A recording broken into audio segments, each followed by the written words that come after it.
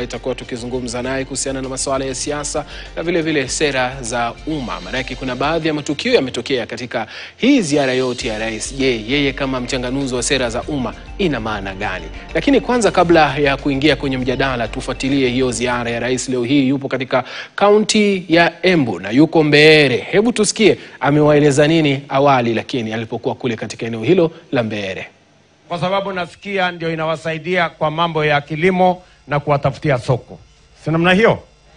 Vile vile tumekubaliana na nyinyi ya kwamba wale wanaofanya biashara, hii kilimo tunafanya, kama hakuna mahali soko ya kuuza mazao yetu ya shambani, itakuwa ni matatizo makubwa. Si ni kweli?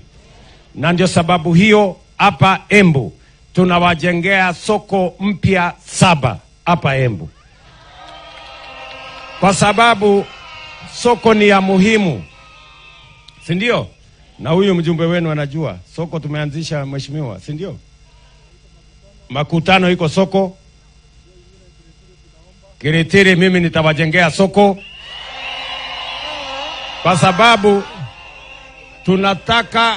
tunataka mama mboga afanye mahali biashara, mahali kuna heshima, kuna maji, kuna stima. Na hiyo soko itatusaidia kuhakikisha kwamba mazao yetu inapata mahali ya sisi kuuza, na pia wale wanafanya biashara pale tunataka iongeze biashara yetu, tuweke cold room, tuweke usafi, tuweke maji, ndio biashara iendelee, kina mama waendelee, wakulima waendelee. Tumekubaliana watu wa hapa watu ya hapa Kamburu. Tumekubaliana. Mnasema tuendelee na hiyo kazi. Na mimi nataka niwaulize, kwa sababu elimu ndio inaleta usawa kwa taifa letu. Mtoto wa Kenya asikose nafasi ya kusoma. Na ndio sababu mumeona serikali tumeajiri walimu 76,000 kwa miaka miwili. Kwa sababu tunataka kila mtoto wa Kenya apate nafasi ya kusoma. Pale kwa elimu ndio usawa inapatikana. Mtoto wa tajiri na mtoto wa maskini wanakuwa sawa wakipata elimu. Ni kweli ama si kweli? Ile mtihani inafanywa, mtoto wa rais na mtoto wa mamboga wanafanya mtihani the same. Si namna hiyo?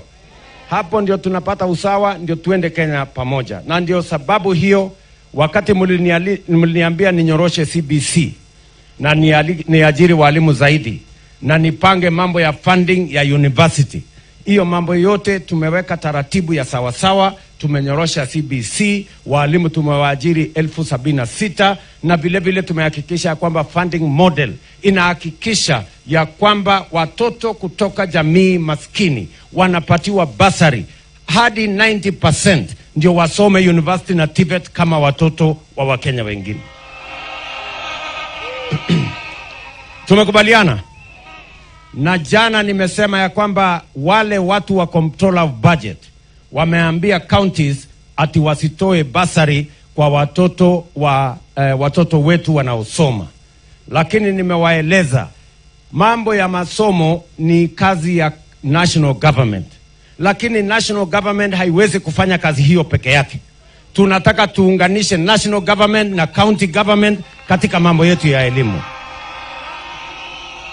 Na ndio mimi nimesema waziri wa elimu na Council of Governors waketi chini wiki ijayo, wakubaliane tutengeneze ile concurrence inahitajika, ndio watoto wa Kenya wanaolipiwa na counties basari waendelee kulipiwa, kwa sababu hakuna watoto wa Kenya wa national na hakuna wa county. Watoto wa Kenya ni watoto wa Kenya wote. Tumekubaliana jameni? Si tunataka watoto wetu wasome na tunataka wapatiwe basari. Hasa wale wa jamii chini kidogo, tusaidie kila mtu. Ndio kila mtu apate, kila mtoto apate nafasi ya kusoma. Sasa wewe SES na wenzako magavana mketi chini next week, tukubaliane ndio muendelee kupatiana basari watoto wetu wa Kenya wasome.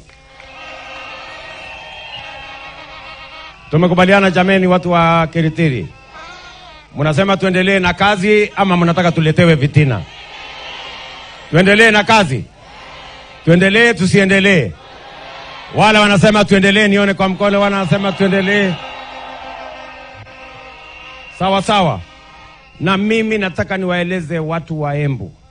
Tumekubaliana, mimi kama kiongozi wa taifa letu la Kenya, nimesema ya kwamba Mungu anajua ni kwa sababu gani jamii zote ziko katika taifa letu la Kenya.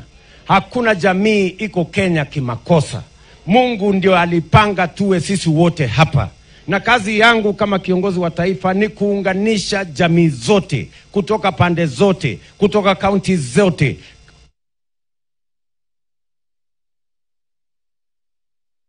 Leo tuondoe chuki, tuondoe ukabila, tuondoe migawanyiko. Naam, bila shaka huyo ni Rais William Ruto akiwa katika eneo la Mbeere, akiwadokezea wakazi wa eneo lile mambo ambayo yeye analenga kuyafanya, mipango, miradi, vile vile akiahidi kwamba masoko 7 yatajengwa katika kaunti ya Embu.